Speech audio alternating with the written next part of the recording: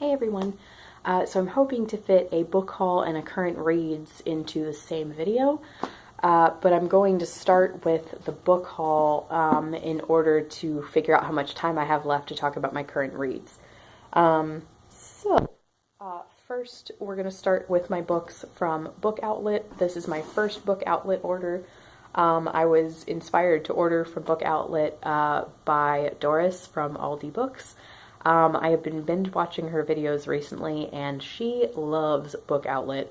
And I've heard of Book Outlet before, but I've never really known kind of what type of book site they were. Like, I thought they were used books or something, and to my knowledge, they're just kind of like overstock books that are actually new and discounted rather than used books that people have read and then sold to the site to sell on. I could be wrong. They could have used books somewhere on the site, but I'm thinking all of these are new. I'm pretty sure. Like 100% positive, actually. I don't know why I said pretty sure.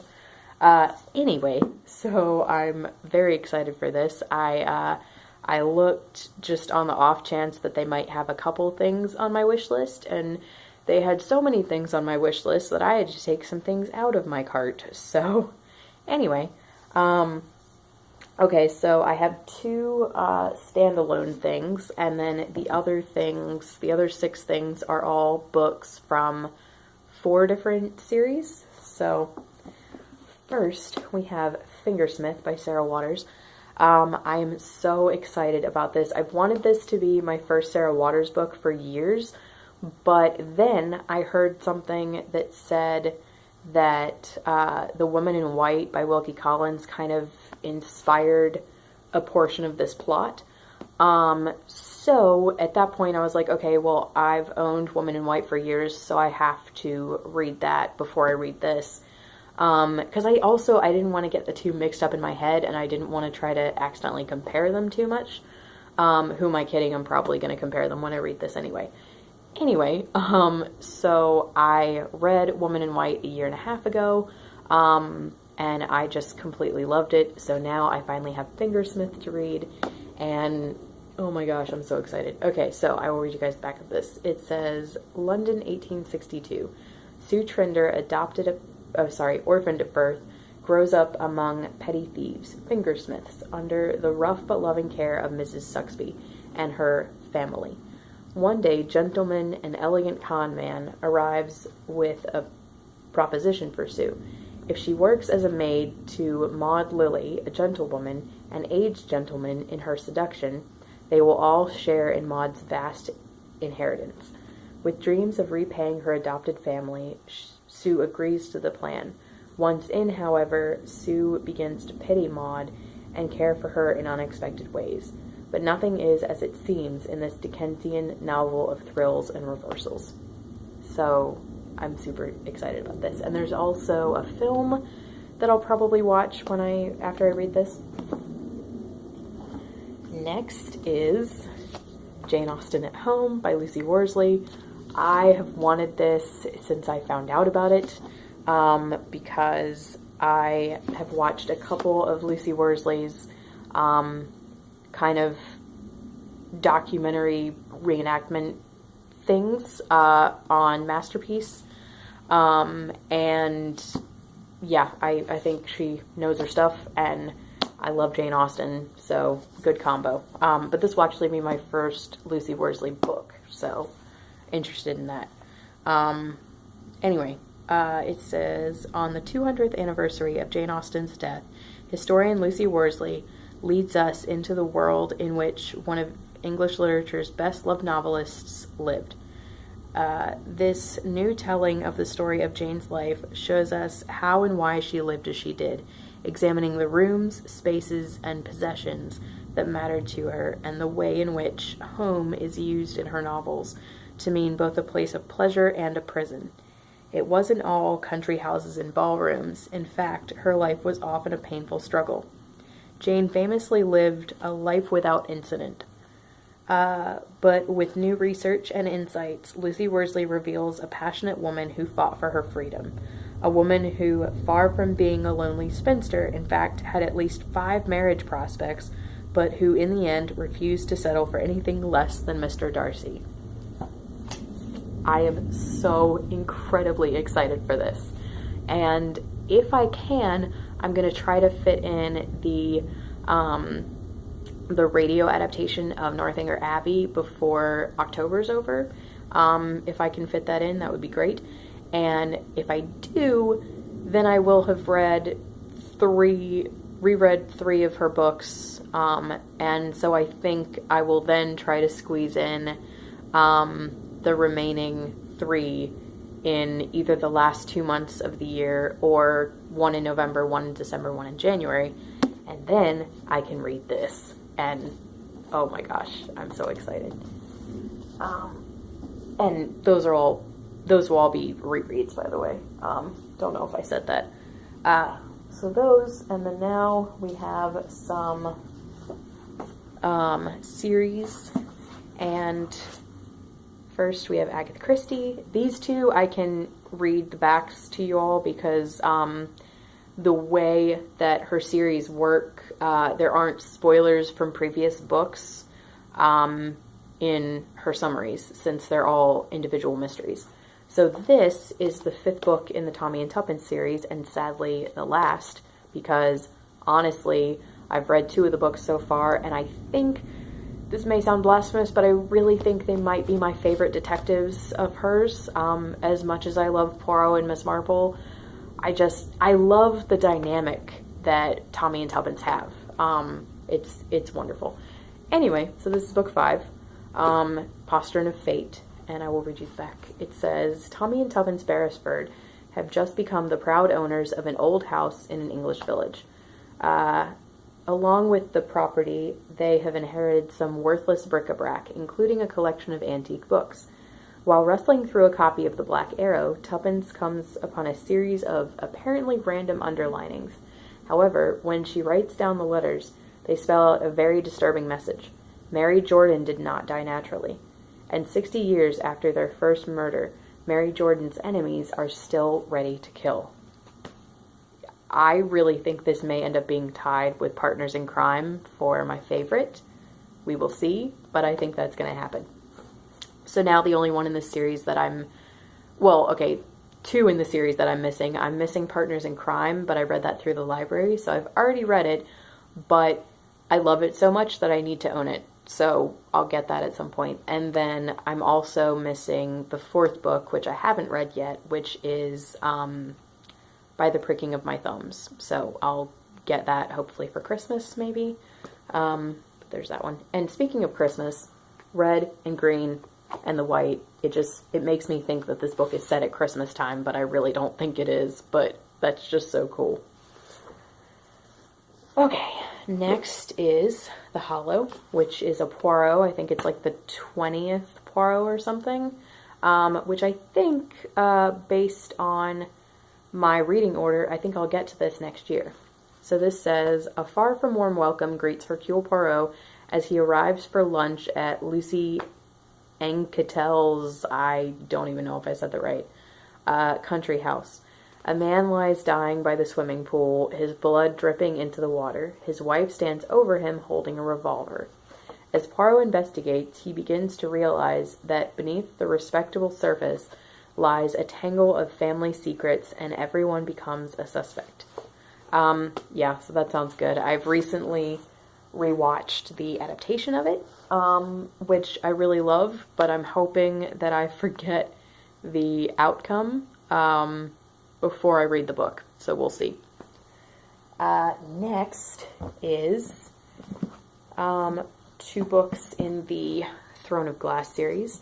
These were the 2 that I was missing up until now, because actually Kingdom of Ash comes out today, and I haven't pre-ordered it or bought it in the bookstore yet, because I still can't decide. I do think I'm going to end up ordering the UK paperback, because it will match 3 of my other books.